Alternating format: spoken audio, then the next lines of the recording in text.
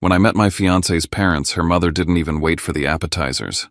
She stood up, looked me dead in the eyes, and threw a glass of red wine straight into my face. And while the room froze, she said, "That's to disinfect a poor boy. Pay $100,000 if you want to marry my daughter." The wine was cold. Her voice was colder. But what cut deepest wasn't her, it was hearing my fiancé laugh. So I wiped my face, looked right at them, and said, "Then I'm canceling every contract with your company." And that was the night everything collapsed, and somehow, the night I finally found myself. My name is Alistair Holt, and this is not a story about losing love or business. It's a story about what happens when a man raised in dust and debt refuses to let anyone put a price tag on him ever again. Before I share my story with you, I'd love to know you're here with me. Drop a simple hi in the comments so I know you're listening. Or tell me where you're watching from. I truly love seeing how far my story can reach. Sometimes knowing someone is out there makes all the difference. Thank you.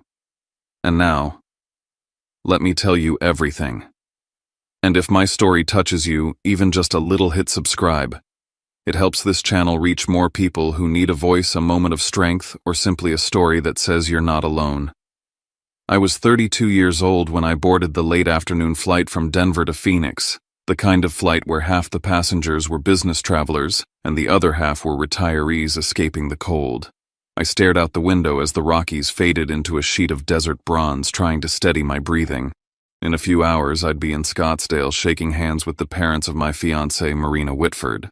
On paper, it was supposed to be simple: meet the family, have dinner, be polite. In reality, I knew I was walking into a house where every square inch radiated the kind of old money scrutiny that could crush a man who wasn't born into it. I'm Alistair Holt, founder and CEO of Holt Dynamics, a tech firm that keeps half the manufacturing plants in the Midwest from collapsing under their own inefficiency. And the Whitfords. Their company, Whitford Industrial Components, is my biggest client. Charles Whitford. Marina's father depends heavily on the systems my company built. Losing their business wouldn't just dent quarterly numbers, it would impact the company's stability. So while I was preparing to meet my future in-laws, I was also very aware that if anything went wrong tonight, I could lose both a relationship and a multi-million-dollar partnership in one blow. That thought sat in my chest like a stone. Some part of me knew this dread came from farther back than business or marriage. It came from Pueblo, the dry, wind-whipped town where I grew up in a house with chipped paint and a window unit AC that rattled like it was begging for mercy. My father would come home smelling like Freon and dust fingers scraped from another day fixing systems no one else wanted to touch. My mother smelled of antiseptic from 12-hour nursing shifts. Dinner was always simple pasta, canned vegetables, frozen chicken if we were lucky. What wasn't simple were the bills, gas, car insurance, medical debt. I grew up listening to my parents whisper and argue under their breath about how far a paycheck could stretch. But none of that shaped me like my brother did. He was the one who believed we'd escape. He used to climb onto the roof with me at night, pointing to planes leaving contrails across the sky. "One day we'll be up there," he'd say. "Not stuck here. Not forever." We made a promise on that roof to get out to build something, to see a world bigger than Pueblo. And then one winter night, he never came home. The call said he'd been in a wreck on the highway outside town. By the time we reached the hospital, the emergency doors were already closing. I remember the words the doctors used, words that branded themselves into the back of my skull: not covered, critical condition, too late. My parents aged years in days. At the small graveside service, with the sky low and gray, I stood over his casket and made a vow I've repeated in my head 1,000 times: I will not stay here forever. I will walk into places no one thinks I belong, and I will make sure no one ever gets to put a price tag on me again. That vow became the engine of my life. I studied like my life depended on it, because it did. I spent every free minute in the high school library chasing scholarships like a starving dog. When I got into the University of Colorado Boulder, my parents drove me there in the old Buick that rattled at 70 miles per hour. In the parking lot, my mom pressed a folded 20 into my palm, knowing it was more than she could spare. My dad squeezed my shoulder and said, "Go as far as you can, son. But don't forget who you are. College was cramped dorm rooms, a second-hand laptop ramen, and all-nighters. But it was also where Holt Dynamics was born, three broke kids writing the first lines of code for a system we believed could change how factories worked. After graduation, we set up a 2-room office in Denver with peeling carpet, and slowly, one plant at a time, companies started trusting us. The real turning point came at an automation conference in Phoenix where I met Charles Whitford. He was in his early 60s, polished but tired in the way CEOs of aging companies often are. He watched one of my demonstrations, then approached me afterward with a firm handshake and an invitation to Scottsdale. I didn't know it then, but stepping onto the Whitford factory floor for the first time would be the beginning of a story that mixed business, family loyalty, and betrayal more tightly than anything I'd ever experienced. Now, sitting on a plane heading toward that same family, toward the woman I loved, I stared down at the mountains and desert below, realizing how far I'd come. From Pueblo to Denver to Arizona, from a boy with nothing to a man about to walk into a sandstone mansion that people like me weren't meant to enter. I thought about the moment I proposed to Marina on the edge of Dillon Reservoir, the way she said yes through tears, and the mother I'd never met who now waited behind that front door. And I admitted something I'd barely had the courage to whisper even to myself. I believed the hardest part of this trip would be convincing Marina's mother that I was worthy of her daughter. I had no idea that before the night ended, I would be the one ending a legacy her father had spent his entire life building. Before Marina, my days in Denver followed a predictable rhythm: mornings in the office, reviewing data pipelines from Midwest plants, afternoons and meetings nights, eating microwaved meals in my apartment before prepping for the next day. Weekends were for hiking switchbacks, snow-dusted trails, the quiet kind of peace you can only find above 10,000 feet. I'd tried dating apps a few times, but conversations always seemed to collapse into the same questions. What do you do? What's your revenue? Are you the founder? It felt less like dating, and more like interviewing candidates for a life I wasn't sure I wanted. Then one afternoon, Charles called and invited me to Scottsdale to discuss expanding Whitford's systems. I assumed it was business, maybe a negotiation. I didn't know he had another agenda. The first time I saw Marina, she walked into the glass-walled conference room after our system demo. She had the kind of poise that didn't need designer labels to announce itself: minimalist clothes, hair pulled back, eyes sharp and steady. Charles introduced her as the head of innovation projects for the Whitford Group. I hadn't expected the daughter of an industrial dynasty to spend time analyzing bottlenecks in factory floors or talking about tech adoption curves. But she did, and she did it well. She asked the kind of questions only people who actually walked the floor would know to ask. Could our system improve traceability without cutting jobs? How would our algorithms handle inconsistent shifts? She wasn't showing off, she genuinely understood the work.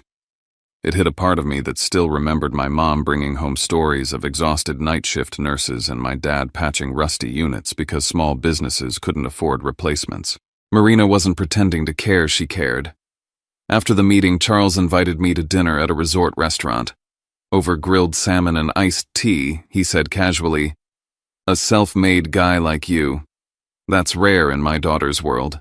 I laughed it off, assuming he was just being kind. What I didn't realize was that he wasn't just talking about business anymore. He was floating the idea of me as someone who could anchor Marina, someone real, amid the polished, wealthy circles she'd grown up in. Marina texted me the next day, then again the day after. Before long, we were coordinating flight schedules, meeting in Phoenix rooftops overlooking the glowing desert skyline. She'd point to buildings and tell me which ones her family's network owned or invested in. Then she'd turn and ask me questions about Pueblo, how two brothers used to lie on the roof and talk about leaving. Sometimes she flew to Denver for a weekend, and I'd walk her through the snowy streets near Union Station or take her to the tiny coffee shop that fueled most of Holt Dynamics' early days. She existed between two worlds with an ease I envied. She could discuss corporate growth strategies one moment and ask gently about the brother I lost the next. For the first time in years, I felt seen deeply enough to share that story. But cracks showed earlier than I admitted. One night in Denver, I took her to an old burger joint I'd loved in college. She looked around, half-smiled, and said, "I get why you dress so simple now." It stung in a way I didn't fully understand at the time. Another night at a luxury hotel in Phoenix, a staff member mistook me for one of their tech guys because I wasn't dressed like a guest. Marina laughed, teasing, "Guess you don't have the VIP vibe yet." Her smile was playful, but the words slid under my skin like thin blades. The real shift came months later during a casual conversation with Charles. He mentioned almost accidentally that the only reason Whitford's board approved the expanded contract with Holt Dynamics was because Marina had pushed for it behind the scenes. "She believed in your company before the rest of us," he said. That sentence hit harder than it should have. It meant Marina had researched us before ever meeting me, had advocated for Holt because she knew her father's company needed our systems. It made me wonder whether she'd chosen me the same way, strategically, deliberately, with an eye on what I could offer. Then again, by that point, I cared for her more than I cared for the originality of our beginning. So I buried the concern, chalked it up to coincidence, and told myself that even if the beginning was calculated, the middle was real. I let myself believe in the version of her who listened to my brother's story with glassy eyes and kissed me like she meant it. But as I closed that chapter in my memory, still seated on the plane descending into Phoenix, I acknowledged something I'd never said out loud. The first fracture in our relationship had appeared the moment I realized I might be both the man she loved and the asset her family needed. I saw the crack, and instead of addressing it, I covered it with hope. That was the first rule. I broke the rule I'd sworn at 16, never let anyone use my life as a bargaining chip, no matter how beautiful the wrapping looked. I planned the proposal at Dillon Reservoir down to the smallest detail, even though I tried to pretend it was spontaneous. I'd spent the entire week checking the weather, rehearsing what I wanted to say, and convincing myself that if I chose the right setting, everything else would fall into place. The lake was glassy that afternoon, mirroring the Rockies stretched across the sky like a painted backdrop. The sunlight hit the water with a soft gold shimmer, and the wooden dock creaked beneath our feet as the wind carried the smell of pine from the shoreline. I'd packed a picnic basket, a blanket, a couple of sandwiches, and the engagement ring that had burned a hole in my pocket for days. What I didn't pack but brought with me anyway was the story of my brother and the part of my past I'd never fully shared with anyone outside my family. As we sat on the dock, Marina leaned her head on my shoulder, her hair lifting slightly with the breeze. There was something calm and steady about her presence that made honesty feel possible. Maybe that was why I chose that moment to open the door I usually kept sealed. I told her about the winter night when my brother's life changed so suddenly, how the hospital bill became part of the conversation before we even knew if he would survive. How helpless I'd felt listening to words like "not covered," and how standing at his graveside I'd sworn I would never again let money determine the value of someone's life. Then I told her the fear that still clung to me even as an adult. The thing I hate most is when people look at me like they're doing me a favor. Like I don't belong. Marina wrapped her arms around me tightly, whispering that I didn't have to prove anything to her. She said it with a certainty that made me believe she understood what that vow had cost me over the years. For a moment, the weight in my chest eased. When I finally knelt down and pulled the ring from my jacket, her eyes filled instantly. I didn't give a long speech. I just told her I wanted a life with her, not built on deals or shared interests or aligned family expectations, but on something real. She said yes before I finished the sentence, pulling me up so fast we nearly fell off the dock. The world felt quiet after that, the kind of quiet where everything finally makes sense. We were still wrapping up our picnic when her phone rang. I wasn't paying attention at first until I heard a voice blaring through the speaker, sharp-clipped and unmistakably irritated. Marina fumbled to switch off the speakerphone, but not before I caught fragments. Who is he, and where did he grow up, and what's his net worth? The disdain in those questions was almost physical. Marina stepped away to finish the conversation, pacing with her free hand pressed to her forehead. When she returned, she gave me a smile that didn't quite reach her eyes. "My mom's just dramatic," she said. "She'll be fine." She said it quickly, as if speed could erase what I'd heard. I didn't push. I wanted the night to stay beautiful a little longer. On the drive back to Denver, the sky was dark and the road nearly empty when Marina broke the silence. Hypothetically, she said, if we ever got married, would it bother you if we each contributed financially to the wedding? Like a big gesture to show commitment. Her tone was light, but her fingers kept tapping the window in a restless rhythm. I told her honestly, I'm not paying money to be allowed into a family. I'll pay for what we build together, but not for permission. She laughed it off and said it was just a thought experiment, but the way she avoided looking at me made me wonder who had planted that question in the first place. A few nights later, she sat on my couch with a glass of wine and admitted something she'd danced around for months. I looked up your company before we ever met, she said. Dad sent me files on your systems. I knew Holt Dynamics was growing fast. I knew you were important to Whitford's future. But I didn't expect to like you as a person. That part wasn't planned. Her honesty was both comforting and unsettling. Part of me appreciated the truth. Another part felt like I had been evaluated, categorized, and chosen for reasons that had nothing to do with who I actually was. But I didn't let myself linger on that feeling. I decided her affection was real enough now, and that had to be what mattered. So when she asked if I'd fly to Scottsdale next month to meet her parents and talk about wedding plans, I said yes. I didn't tell the Holt Dynamics board that I was engaged to the daughter of our largest client. I framed the trip as strategic relationship maintenance, not personal. In my mind, I believed everything was finally aligning love-work stability. I didn't realize that while I felt settled somewhere in Scottsdale, negotiations about the price of joining their family were already being discussed without me. That thought would come back to haunt me later. For now, I let myself believe things were simple, that the world was finally softening for me. But under that surface, the ground was already beginning to shift. Returning to Denver after the proposal felt surreal, like I was walking through my own life with a slight delay. Everything looked the same, my apartment, the office, the view of the skyline, but nothing felt the same. Marina's yes had settled into my chest with a warm certainty. I caught myself staring at her ring during Zoom meetings with Charles and his management team, feeling a strange blend of pride and unease. Was I speaking as a partner, as a future son-in-law, as a vendor whose technology their factories depended on? The boundaries began to blur, and I told myself it was natural. Love comes with merging worlds. I thought all I had to do was prove myself, and the rest would fall into place. Marina, however, began to shift in ways I hadn't expected. One night over dinner, she gently suggested I update my wardrobe.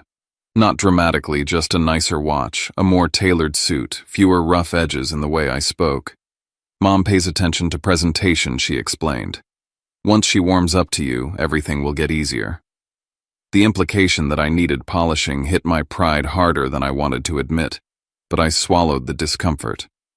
I told myself she was helping me navigate a world she knew better than I did. Then she brought up the first hint of money. We were sitting in my car outside her apartment when she said my mom thinks of marriage as a partnership, both sides contributing something substantial, a sign of commitment. She paused. If she asked for something like $100,000 as a gesture, how would you feel? The number hit me like cold water. I didn't yell, didn't argue. I just said the truth. I'm not paying to marry you. She nodded quickly and said it was only a hypothetical, but I saw something flicker in her expression, anxiety, calculation, something I couldn't name. A few days later, another crack appeared. We were watching TV on my couch when her phone buzzed with a group chat notification. Before she could turn the screen away, I saw messages pop up. Where exactly did he grow up? Pueblo really makes sure he understands the 100K thing before he steps into the house. He'll probably gape at the staircase. Marina slammed her phone down, cheeks flushed. I didn't confront her immediately, but the messages looped in my mind. Later that night, I asked, "What does your family really think of me?" She brushed it off, saying they just needed time and tended to exaggerate. But the evasion spoke louder than any explanation she could have given. Pressure mounted from another front, too. My CFO emailed requesting an emergency board meeting. When we gathered in the conference room, he laid out the numbers. Whitford accounted for an unhealthy portion of our revenue. Losing them would destabilize us. Depending on them too heavily could also put us at risk. One of my co-founders looked me in the eye and asked, "Are you sure this relationship isn't affecting your judgment?" For the first time, I felt those two parts of my life colliding: my loyalty to Marina and my responsibility to the company I'd built from nothing. I defended Marina in that meeting, but internally, another fracture formed. Later that week, Marina broke down when I told her about the board's concerns. She admitted that her mother had always controlled the family through money, how even Charles bowed to her decisions, how disagreeing with her could mean social exile within their own circles. She told me she lived in constant fear of disappointing her mother. Hearing that softened me. I saw not a princess, but someone who had grown up under a kind of pressure I'd never known. I wanted to protect her from that weight. And somewhere in that desire, I started bending in ways I had once sworn I never would. By the end of the chapter of my life, as I lay awake in bed staring at the ceiling, I realized I had framed everything as a battle between me and Evelyn Whitford. I thought if I could win her approval, everything else would fall into place. What I didn't yet understand was that the real conflict was much closer living inside me. One part of me was still the boy from Pueblo who refused to let anyone buy or belittle him. The other part was the man willing to compromise pieces of himself to keep a relationship and a contract intact. That tension would only grow as the days toward Scottsdale drew closer, stretching until something in me finally had to break. There were days when I felt like I was living two separate lives and both were pulling at me from opposite ends. In Denver, I sat in the glass conference room at Holt Dynamics, the room where we'd pitched investors, launched products, and mapped out expansion plans. In Scottsdale, I sat in the Whitford's polished mahogany boardroom listening to projections for the very factories my company helped modernize. Same man, same brain, same responsibilities, but depending on the room I walked into, I was either the strategic CEO or the son-in-law-to-be who needed to play his part with grace. What unsettled me most wasn't the pressure. It was how everyone spoke about me as if I were a tool, something to be positioned carefully for maximum benefit. Each side had their logic. Holt Dynamics wanted stability without dependence. Whitford wanted reassurance that I wasn't using Marina to climb. Everyone had a stake in my decisions.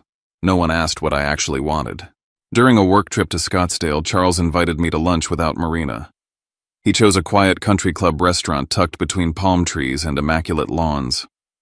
When the server left us with iced tea and grilled chicken salads, Charles put down his fork and leaned back in his chair. "I want to propose something bigger," he said. "A multi-year integration across all Whitford plants. Long-term licensing, guaranteed support, shared R&D. It was generous, almost too generous. He mentioned numbers that made my head spin, then added, "If you become family, it'll be easier. The board will trust you more if our futures are tied together by more than contracts." The way he said become family wasn't romantic. It was strategic. That was the moment everything snapped into focus.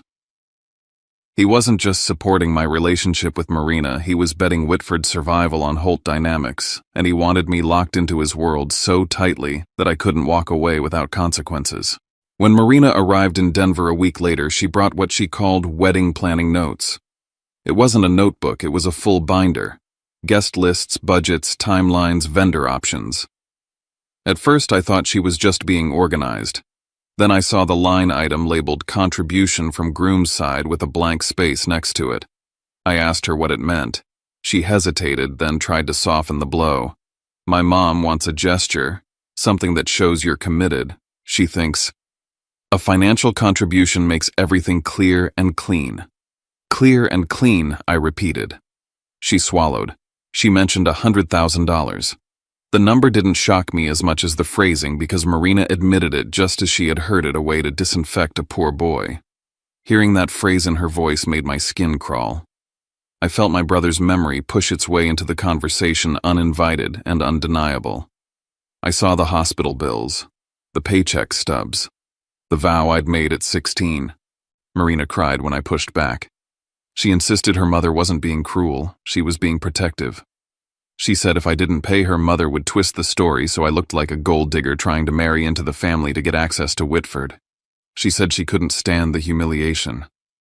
I asked her, "What do you think, you not your mother? Do you believe I'm here for the money?" Her silence cut deeper than anything Evelyn had ever said. The next blow came from my own side. Holt's CFO requested a special meeting. He shared risk reports showing how dangerously dependent we'd become on Whitford. One of my co-founders said bluntly, "If marrying Marina means Whitford gets their hands deeper into our operations, we need to rethink everything." Sitting in that meeting, I felt exposed as if my personal life had become a liability for the very company I'd built from dust and debt. And the worst part? They weren't wrong. Later that night, Marina tried to offer a compromise. "Just agree to the number," she said softly. "We can funnel it through a joint charity fund. It will look good. It'll calm my mom down. It's only temporary." She said it like we were solving a logistical problem, not asking me to purchase legitimacy. A part of me, one I barely recognized, almost agreed. Not because I wanted Evelyn's approval. Not because I feared losing business, but because I didn't want to lose Marina. For a brief, shameful moment, I considered betraying the vow I'd held since I was 16. That night, I stood alone on my balcony staring at the Denver skyline. The lights blurred slightly, not from tears, but from exhaustion. I thought about the boy I used to be, the one who'd stood in a cemetery promising he'd never let anyone decide his value again. And now here I was, debating whether paying $100,000 to marry someone counted as survival or surrender. In the end, I booked the flight to Scottsdale. I told myself I needed to see everything clearly with my own eyes before making any decision. But deep down, I knew something in me would break on that trip, and whatever cracked might never go back to how it was before. The flight from Denver to Phoenix felt heavier this time, as if the air itself knew what waited for me in Scottsdale. I wasn't traveling as a CEO heading to a client meeting. I was flying into a test one that had nothing to do with technical systems or integration plans. The number $100,000 pulsed in my mind like a warning siren. The closer we got to Arizona, the more I wondered whether agreeing would make me cowardly or disloyal to everything that had shaped me. As the plane descended, I replayed every conversation I'd had in recent weeks, Marina's shaky voice as she tried to defend her mother's demands, the clear frustration in my board's warnings, the quiet fear in my own chest about what kind of man I was becoming. By the time we landed, I wasn't afraid of being judged for being poor. I was afraid I might betray myself trying to avoid it. The Whitford estate sat on a ridge overlooking the city, all sandstone walls and towering iron gates. The drive up the long stone path felt like entering another world, a world curated, manicured, and guarded.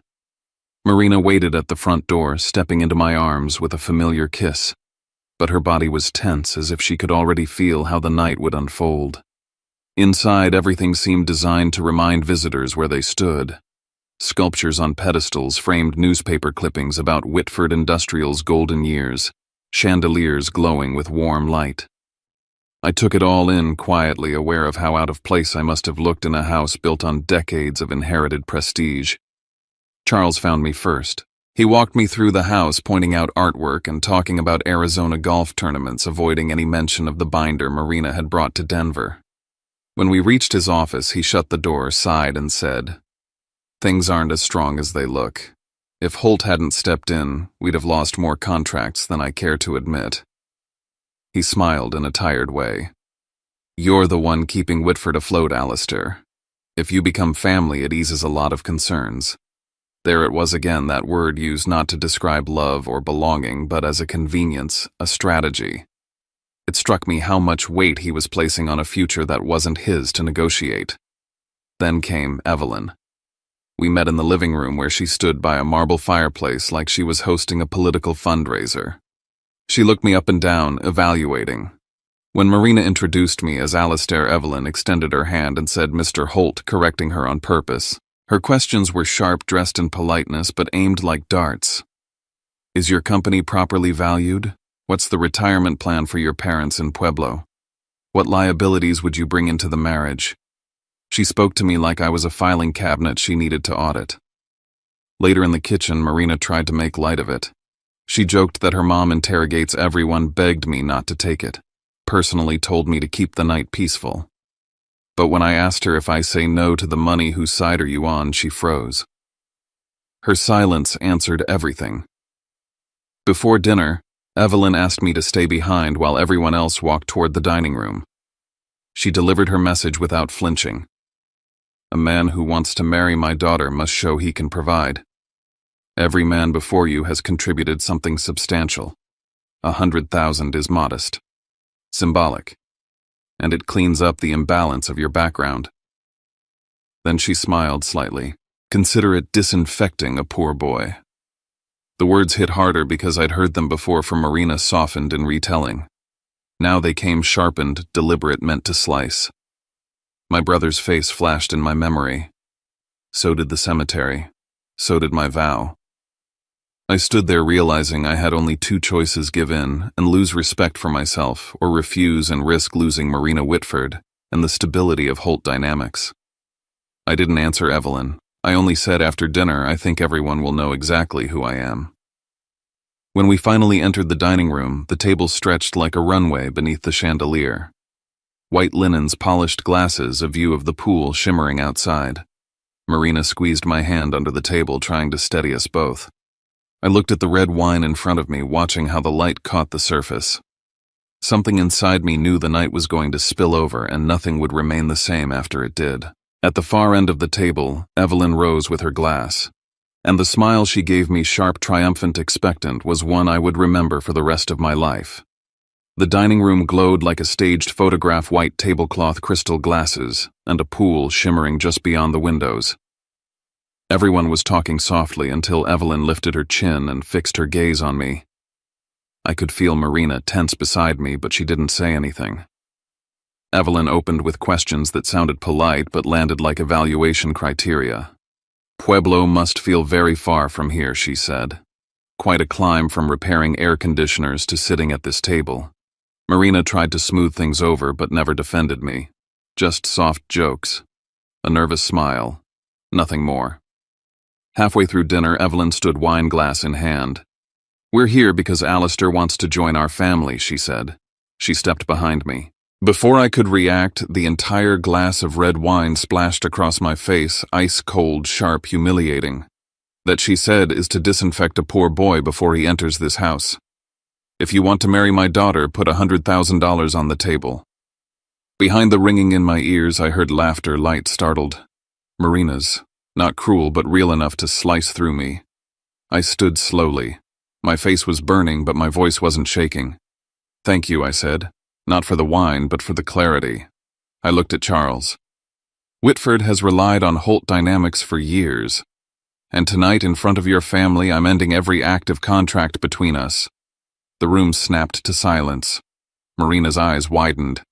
"Alistair, don't. Mom didn't mean we can fix this," but I gently freed my arm from her grip. "You could have defended me once tonight. You didn't." Then I turned to Evelyn. "You don't get to assign a price to my worth. Not anymore."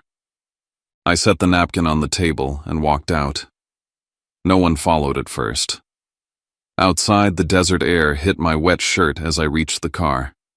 For the first time in years, I cried not for Marina or Whitford, but because I had finally chosen myself.